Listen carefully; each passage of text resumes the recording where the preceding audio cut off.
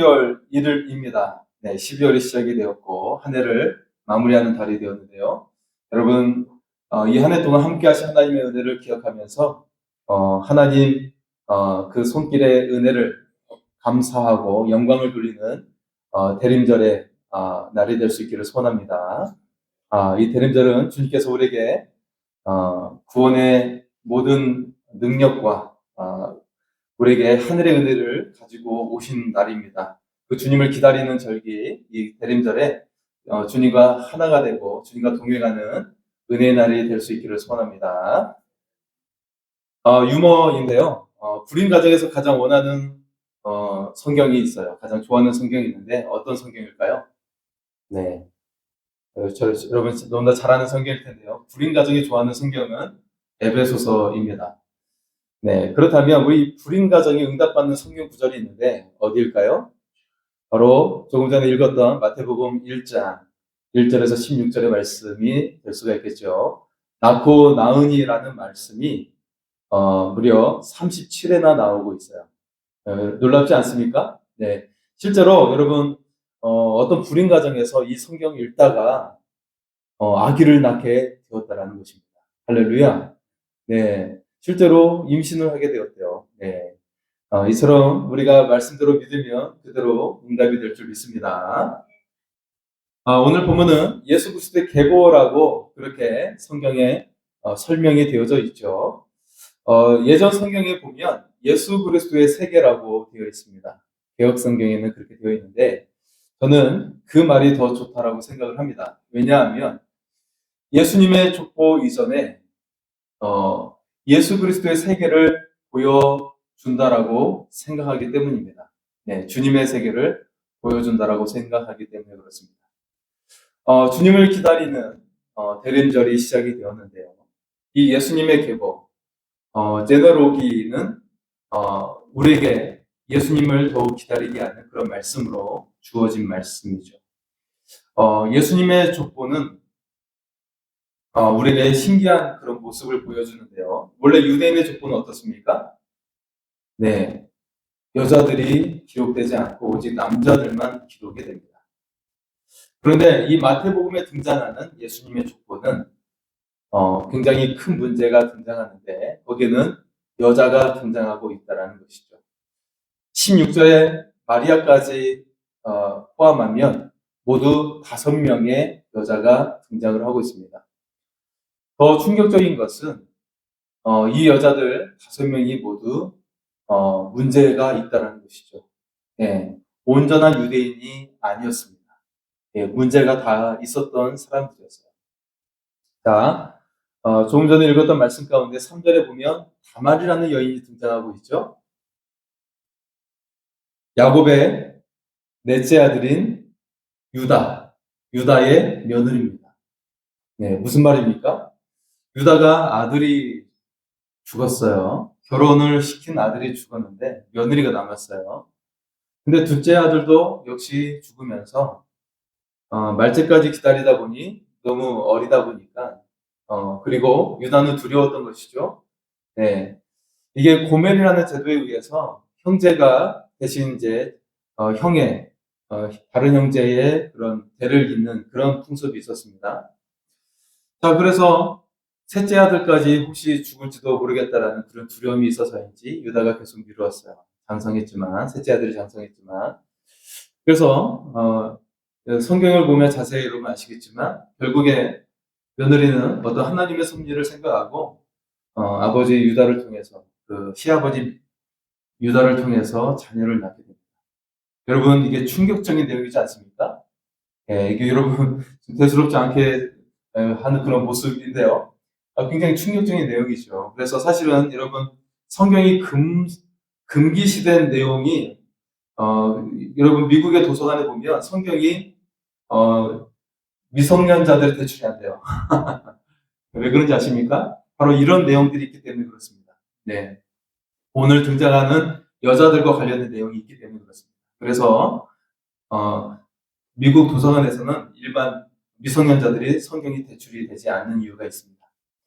자, 그래서 그런 충격적인 내용이 있는 거예요. 어떻게 며느리가 시아버지를 통해서 자녀를 낳을 수 있는가? 그 내용이 등장하고 있고 두 번째, 5절에 라합이라는 여인은 이방 여자이죠. 여리고성에 살았던 기생이에요. 예, 기생입니다. 그의 신분이 평범한 신분이 아니었던 것이죠. 하지만 그녀가 여호수아가 보낸 두 명의 정탐꾼을 숨겨줌으로 말미암아 그녀의 그 믿음으로 그녀는 유다 지파에 속할 수가 있었습니다. 네, 결혼을 해서 유다 지파 속으로 들어올 수가 있었습니다. 그리고 5절에 또 루시라는 여인이 또 등장하는데 역시 이방 여자, 모압 여자입니다.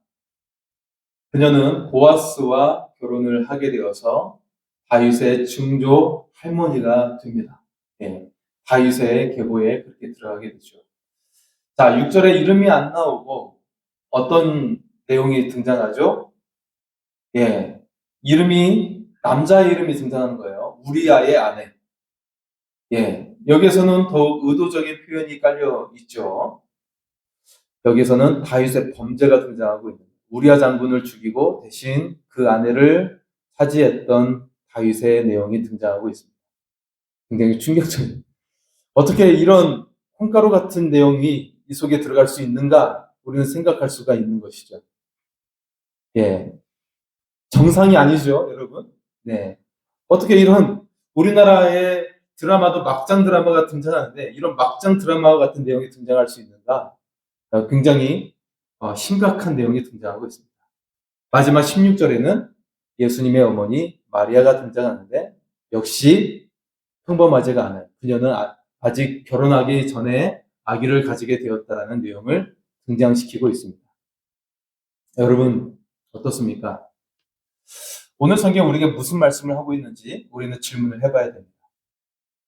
우리는 신앙으로 마리아가 성녀로 잉태하여 예수님을 낳았다라는 고백을 하고 있죠. 그런데 당시 유대 사회로서는 받아들일 수 없는 내용이에요.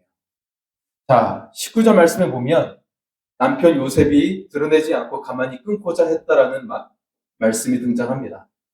사실 당시 유대의 통념으로는 간음에 해당이 되어서 돌로 쳐 죽여도 되는 즉결 사형에 해당하는 그런 범죄를 저지르는 일인데 굉장히 두렵고 떨리는 이 일을 마리아가 감당했다라는 것입니다.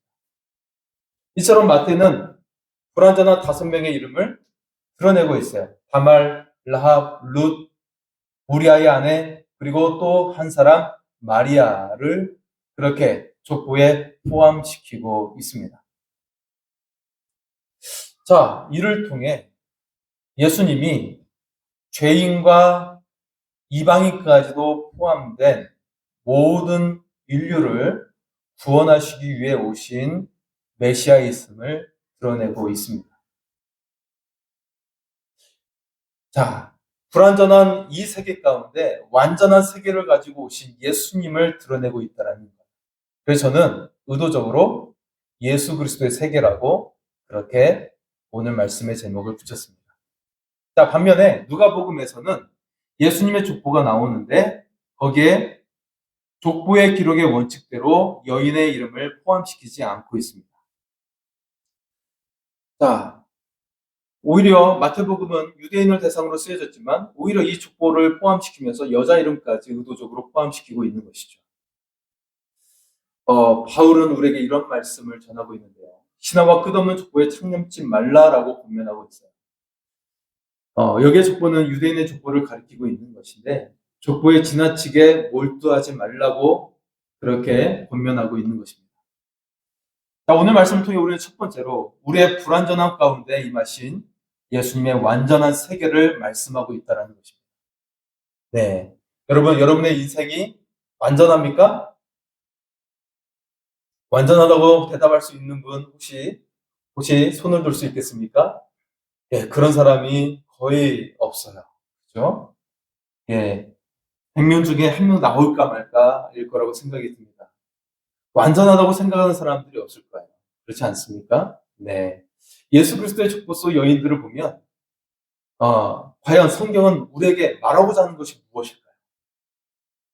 사실, 이처럼 불완전한 여인의 모습이 바로 우리의 모습이라고 말씀하고 있는 것입니다.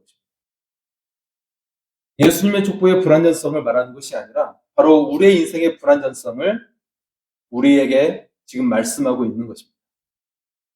우리는 모두 여자의 후손이죠. 혹시 여러분 남자로부터 태어난 사람이 아무도 없죠. 모두 여자로부터 태어났어요. 네, 모두 여자의 후손이었어요. 그래서 성경은 우리에게 여자의 후손이라고 그렇게 직접적으로 표현하고 있습니다. 자, 아기를 낳는 것도 엄마고 자녀 교육도 대부분 이제 엄마를 통해서 이루어지는 것을 볼 수가 있어요. 네, 사실 우리가 가지고 있는 북의 족보는 오류가 많다라고 과학자들이 말하고 있죠. 학자들이 연구한 결과 북의 족보는 아버지 세대가 끊기는 경우가 많다는 거예요. 정확도가 훨씬 떨어진다라고 역사자들이 이야기하고 있습니다. 오히려 목의 족보가 훨씬 정확하다고 이야기하고 있어요. 대가 결코 끊기지 않는다라는 거예요. 북의 족보는 계속 연구하면 대가 끊기는데 목의 족보는 정확하다라는 거예요. 대가 끊길 일이 없다라는 것이죠. 네. 오늘 마태복음에 등장한 여자들의 불완전한 모습이 바로 우리의 모습이라고 성경은 말씀하고 있는 것입니다. 이처럼 오늘 예수 그리스도의 족보에서 알 수 있는 것처럼 실수 많은 인간에게 예수님께서 오셨다는 것입니다. 불완전한 우리의 삶 가운데 완전한 세계를 가지고 예수님이 오셨다는 것입니다. 실수 많고 부족한 나에게 예수님이 오셨다는 것입니다. 할렐루야. 이 얼마나 기쁨의 소식입니까? 그것도 단순히 하나님과 동등하신 예수님께서 나를 만나러 오신 것이 아니라 구원하시기 위해 오셨다는 거예요. 그냥 식사나 하자고 오신 것이 아니라 우리를 구원하시기 위해 오셨다는 것입니다. 새로운 삶을 주시기 위해 오셨고 새로운 인격과 새로운 존재됨을 주시기 위해서 오셨다는 것입니다.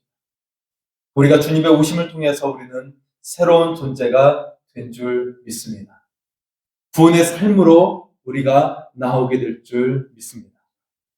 두 번째 오늘 말씀은 예수님의 구원으로 이루신 완전한 세계를 주시기 위해 오셨다는 거예요. 여러분, 서울의 광화문 광장은 연일 투쟁으로 뜨거운 것을 볼 수가 있죠. 세상이 문제투성이라는 것입니다. 여러분, 이 세상의 불안전성을 보려면 광화문 광장에 가면 볼 수가 있어요. 네.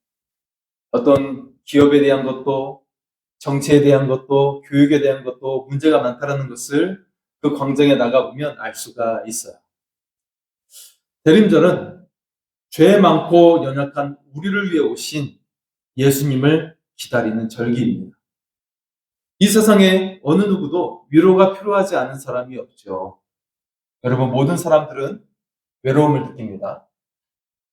여러분, 유명세를 가지고 있는 가수들은, 연예인들은 외롭지 않을까요? 아니요. 그들은 그 무대에서 떠나면 그 공허함과 허무감이 이루 형용할 수 없을 정도로 밀려온다고 그럽니다. 대중 앞에 선 만큼 그 공허감은 이루 형용할 수 없다라고 이야기하고 있어요. 그래서 그들 가운데는 그렇게 술에 취하거나 그런 모습들이 나타나는 이유들이 바로 그렇습니다. 네. 여러분, 사실 목사들도 마찬가지입니다. 수많은 대중 앞에 섰던 그 가운데서 나중에 홀로 있는 시간, 그 고독의 시간을 익숙해지지 않는 사람들은 그 대중 앞에서, 수많은 사람들 앞에서 말씀을 증거했던 그 무게를 감당해 나갈 수가 없어요. 네. 그래서 그 고독의 무게는 하나님과 그 깊이 있는 시간으로 들어갈 때 그것이 자유로워질 수가 있어요. 이것이 바로 영성입니다. 이게 바로 영성이에요. 자, 수많은 사람들은 그런데 그 외로움이라는 무게를 감당해내는 것이 쉽지가 않아요.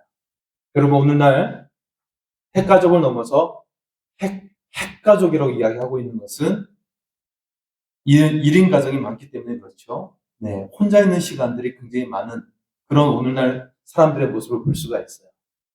여러분, 이 세상에 어느 누구도 위로가 필요하지 않은 사람이 없습니다. 모두가 주님의 손길이 필요하다는 거예요. 주님은 바로 여러분 한 사람 한 사람을 위해 여기에 오셨습니다. 예수님을 만난 사람들은 세상에 대한 두려움이 없는 거예요. 자, 주님이 새로운 생명을 우리에게 주셨고, 우리에게 새로운 소망을 주셨고, 그리고 새로운 존재가 되게 해주셨기 때문에 두려움이 물러가게 되는 것입니다. 주님이 우리와 함께 하시기 때문에 우리는 담대히 세상을 이기며 살아갈 수가 있습니다. 더 이상 이제는 우리는 복음을 증거하는데도 두려움이 없게 되는 것이고 담대히 복음을 전할 수가 있습니다. 왜냐하면 주님이 생명 자체이시고 소망 자체이시고 우리에게 놀라운 존재감을 주시기 때문에 그렇습니다. 우리의 삶이 더욱 조여오는 듯이 어두울 때가 있을 수 있습니다. 또 교회 현실은 세상의 지탄이 대상이 되어서 더욱더 어두울 수가 있습니다. 그러나 이 어둠이 깊어갈수록 빛은 더욱더 찬란하게 빛나는 줄 믿습니다. 여러분, 그 소망 가운데 우리는 더욱더 예수 그리스도의 빛을 드러낼 수 있기를 소원합니다. 바로 여러분 안에 계신 예수님을 통해서 여러분을 통해 주님의 빛이 더욱더 빛나게 비추이게 될 줄 믿습니다. 자, 마지막 세 번째는요. 위대한 인생으로 만드시기 위해서 예수님의 세계가 우리에게 오셨다는 것입니다. 할렐루야. 여러분, 주님의 세계가 여러분 안에 임함을 믿습니다.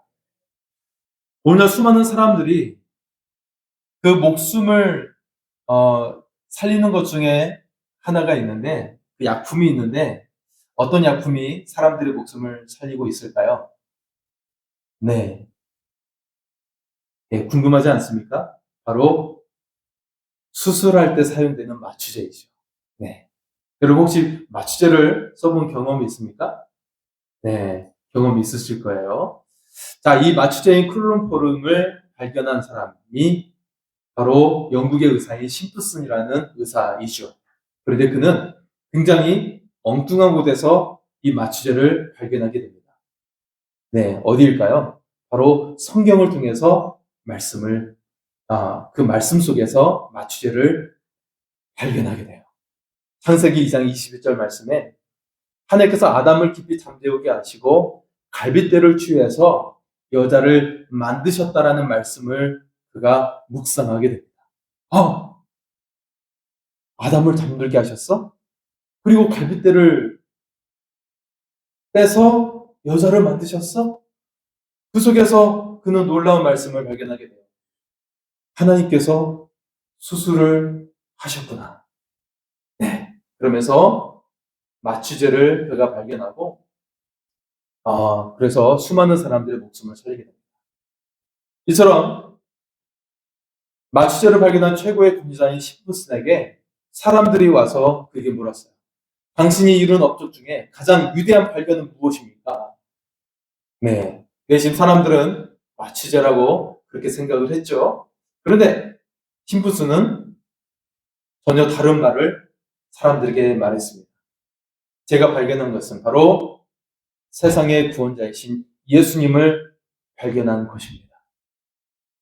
라고 대답을 했습니다.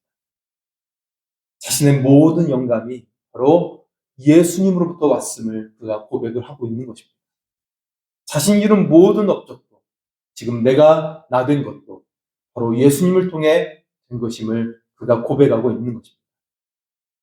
여러분, 마취제가 수많은 사람들을 살렸지만 그것보다도 인류의 구원자 대신 예수 그리스도를 발견한 사람이 가장 위대한 인생이 될 줄 믿습니다. 셰익스피어의 이야기로 유명한 영국의 작가 찰스 램은 이런 말을 했습니다. 만약 셰익스피어가 이 방에 들어오면 우리는 모두 일어설 것입니다. 그런데 만약 예수 그리스도가 이 방에 들어오면 우리는 무릎을 꿇고 경배할 것입니다. 이 말을 했습니다. 이것은 예수님께서 우리의 모든 연약함의 죄, 그리고 이 세상의 수많은 짐들을 짊어지셨기 때문에, 그리고 우리를 구원해 주셨기 때문입니다. 조셉 하트라는 젊은이가 있었어요. 그는 문학적인 재능이 뛰어났는데 자신의 그 재능으로 어떤 일을 했었냐면 예수님을 반박하고 비난하는데 즐겨 사용했습니다. 네. 그는 가끔 예배에 참석하곤 했는데 그 이유는 오직 기독교를 반박하기 위한 그런 이유에서 예배에 참석했습니다. 조셉은 한 번은 요한 웨슬리의 설교를 들은 적이 있었어요. 그런데 심지어 요한 웨슬리의 설교를 듣고도 그는 회개하기는커녕 심지어 종교의 구조라는 책을 쓰는데 기독교를 강력하게 그는 비판하면서 활용을 했습니다. 네, 여러분 말 다 했죠. 웨슬리의 설교까지도 그는 반박했다라는 것이죠. 그러던 어느 날 그는 기독교를 비판할 자료를 얻기 위해서 모리비안 교회 예배에 참석을 하게 됩니다. 그때 그는 거기서 요한계시록 3장 10절의 말씀을 들었는데 하나님께서 이 말씀을 통해 그의 마음에 역사해 주셨습니다. 내가 나의 인내의 말씀을 지켰은즉 내가 또한 너를 지켜 시험의 때를 면하게 하리니 이는 장차 온 세상에 임하여 땅에 거하는 자들을 시험할 때라. 아멘. 자, 그는 이 요한계시록의 말씀을 듣고 조용히 집으로 왔어요. 그리고 집에 들어서자마자 하나님께 무릎을 꿇었습니다. 그리고 동시에 자신이 지난날 지었던 모든 죄를 하나님께 자백을 했습니다. 주님, 용서해 주십시오. 주님께서 그 심판의 때가 있는데 그때를 바라보지 아니하고 한낱 문학에 미치고 그리고 자신의 그 잘난 맛에 미쳐서 주님을 비난하고 지냈습니다. 그는 그렇게 죄의 회개를 고백하고 그의 어깨에 메어있던 무거운 짐들이 벗어지는 것을 느끼게 되었습니다. 그때 그의 나이가 45세의 나이였습니다. 그 이후 그의 삶은 완전히 달라지게 되었는데요. 기독교를 부정했던 그가 이제는 복음을 증거하는 목사가 되어 열심히 예수님을 증거하게 되었다는 것입니다. 그가 얼마나 열정적으로 복음을 증거했는지 그가 세상을 떠나고 장례식을 치르게 되었을 때 무려 2만 명의 사람들이 와서 그를 추도하게 되었다라고 합니다. 그가 작사한 찬송가가 하나 있는데요. 바로 예수님은 누구신가입니다. 오늘 예배 전에 찬송가 부를 때도 불렀는데요. 찬송가 96절이죠. 예수님은 누구신가 우는 자의 위로와 없는 자의 풍성이며 전한 자의 높음과 잡힌 자의 노임 되고 우리 기쁨 되시네. 할렐루야. 그 예수님을 고백하며 평생 이제는 예수님을 증거하는 자로 바뀌게 되었다라는 것입니다. 여러분, 예수 그리스도의 탄산 속에 등장하는 여인들은 모두 다 불완전하고 연약했습니다. 그것은 바로 지금 우리들의 모습이고 우리들의 불완전하고 연약했던 우리의 삶을 보여주고 있는 것입니다. 어떤 구원에 대한 소망도 없었고 삶에 대한 소망도 없는 그런 존재들이었습니다. 그런 우리들을 예수님께서는 하늘의 영광을 버리시고 이 땅에 내려오셔서 우리를 구원해 주셨습니다. 뿐만 아니라 우리를 자녀 삼아 주셨고 하늘의 영광을 나누게 하여 주셨습니다. 그 예수님을 붙잡는 자, 여러분의 존재 자체가 바뀌고 여러분의 인생 자체가 바뀌게 될 줄 믿습니다. 이 대림절을 보내면서 우리를 구원하시기 위해 오신 예수님을 더욱 깊이 묵상하면서 주님을 위한 삶을 살아갈 수 있기를 소원합니다.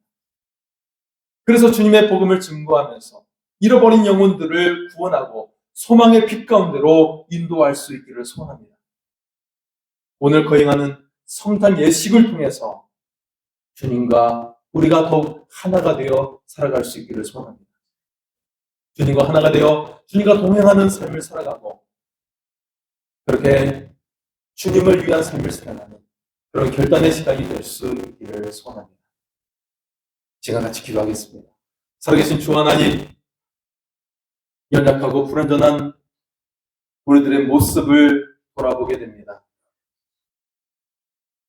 참으로 입에 담을 수 없는 그런 인생의 삶을 살아왔지만 그런 어둡고 지치고 고통스러운 우리의 삶에 주님께서 우리에게 오셨음을 주여 감사드립니다. 이 대림절에 주님과 하나 되는 삶이 되게 하여 주셔서 우리의 삶이 이제는 어둠이 아니라 빛 가운데로 나오는 삶이 되게 하여 주시옵소서. 우리의 존재를 새롭게 하시는 주님의 은혜의 역사가 일어나는 이 대림절의 시간이 되게 하여 주시옵소서. 이 시간 성탄 예식을 거행하오니 우리의 삶이 주님을 위한 삶이 되게 하여 주시옵소서. 감사드리며 모든 말씀 예수님 이름으로 기도하옵나이다. 아멘. 성탄 예식을